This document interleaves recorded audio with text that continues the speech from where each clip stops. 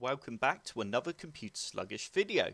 Have you subscribed to my YouTube channel yet? If not, be sure to click on the big red subscribe button and click on the bell to get notified when I upload a new video. And check out my forum at computersluggish.com. In today's video, I will be showing you how to change your password in Windows 10. To start off with, first you need to click on the Start menu and you now need to click on your name. We now need to click on Change Account Settings. And you now need to click on Sign In Options. We now need to click on Password.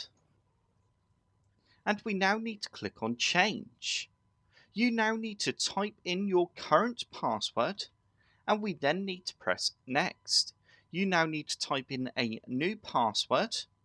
And you then need to confirm the password and press Next. You then need to also type in a password hint. I'm just going to put the number 1. And we then need to press Next.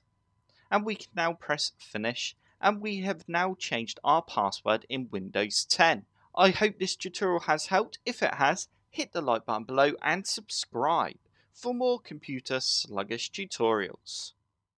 Don't forget to check out my social media channels and forum.